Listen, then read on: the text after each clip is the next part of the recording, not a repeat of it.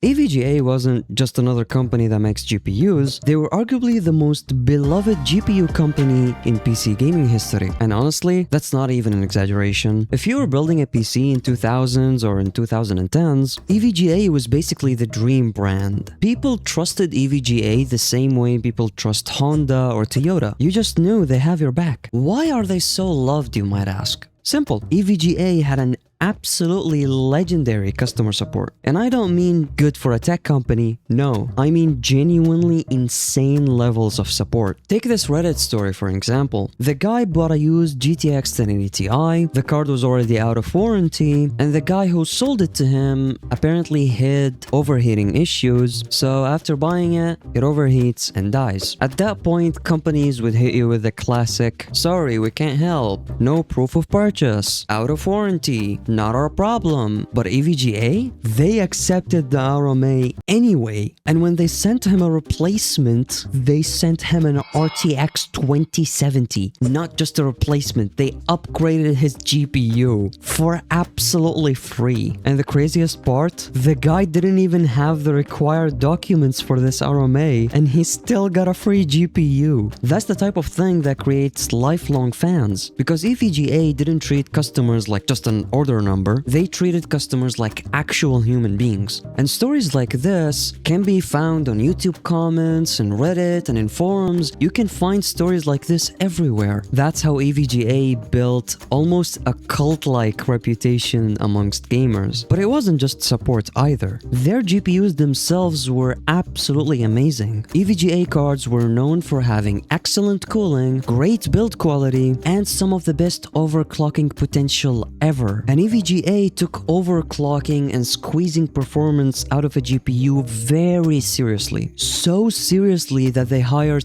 Kingpin himself, one of the most legendary overclockers ever. The guy was breaking records with liquid nitrogen, while normal people were just trying to slightly do some changes to their cards. Kingpin was doing crazy numbers with overclocking, and EVGA partnered with Kingpin to create the Kingpin GPU series. These cards were absolute monsters, massive coolers, insane power delivery. Take this picture for an example. 3 8-pin power. It's insane. Built specifically for enthusiasts who wanted to squeeze every bit of performance out of their GPUs. And people loved the Kingpin series. Owning a Kingpin GPU was basically a flex in the gaming PC community. It was the type of GPU you would just stare at instead of actually using. That's how beautiful the cards were. So with all this goodwill and all this reputation, all the customer loyalty, and the massive fan base, what on green earth could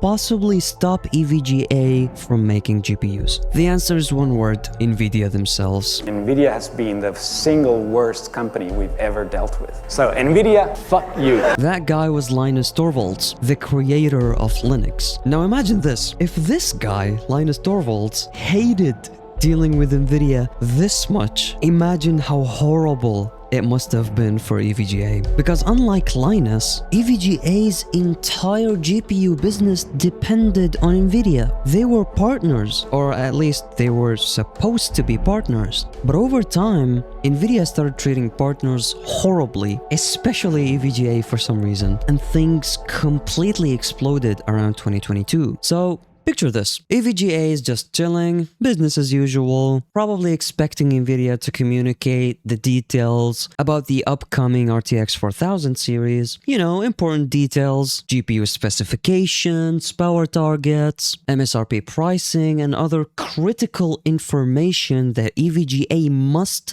know in order to design the cooling system, the PCBs, and other things that they add to the GPU. And suddenly, out of nowhere, boom! NVIDIA decided to announce the 4000 series to the general public. And EVGA was like, What the fuck? According to reports, NVIDIA gave EVGA no useful information about the RTX 4000 series. They were as shocked as me and you, the general public. Just think about how insane that is. How are EVGA engineers supposed to design coolers and PCBs and power delivery systems and, prepare stock and do all of that business work in literally no time? The cards were released to the general public. That is not a partnership. That's chaos. But somehow, NVIDIA still wasn't done, because then they decided to compete directly with EVGA and other partners like MSI and Gigabyte by making their own Founders Edition cheaper than third-party GPUs like EVGA and MSI. What is wrong with you, NVIDIA? And this completely destroyed the economics for board partners. So EVGA had two options. You can either price your GPUs at the same price of the Founders Edition and lose hundreds of dollars for each GPU you sell, or you can price them higher and then no one would buy from you and you're also gonna damage your reputation. EVGA chose to lose money rather than hurt their reputation. And for certain GPUs that they sold, they were losing hundreds of dollars for every single GPU. Just think about how insane this is. You manufacture the card, you build the cooling for it, you pay for shipping, you handle warranties, you hire support staff, you take all the risk and all the business stuff, and then the company supplying you with GPUs decides to undercut you.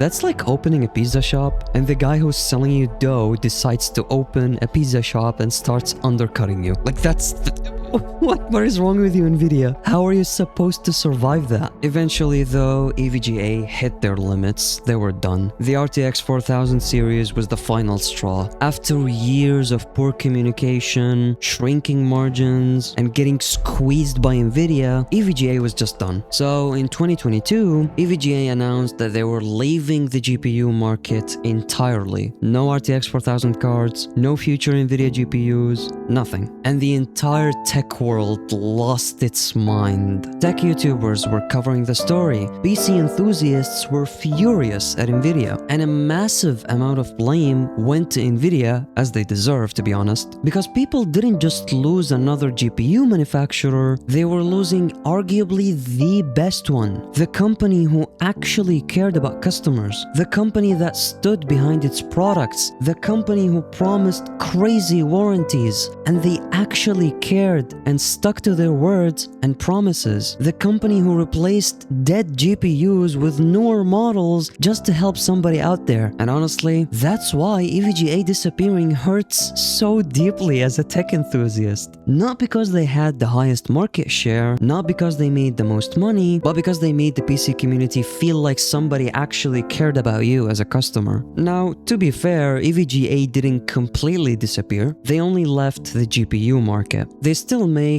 amazing power supplies, motherboards, and other PC hardware. In fact, their power supplies are considered to be one of the best power supplies on the market. But sadly, Kingpin left them and partnered with PNY, and EVGA's line of motherboard has vanished, and it looks like EVGA is slowly fading away into nostalgia, which is just very sad, to be honest. A lot of PC gamers still miss EVGA to this day, and researching this video made me fall in love with EVGA, and I wish they somehow come back to make maybe Radeon GPUs or Intel GPUs. Sorry for being too emotional. This is just really annoying. I love EVGA and it's just so annoying. I got emotional because this kind of touched me actually. I didn't enjoy writing this story. It was painful to write. If you enjoyed this video, please subscribe for more and check out this video where I talk about tech fails that ended companies. And EVGA, you may rest in peace.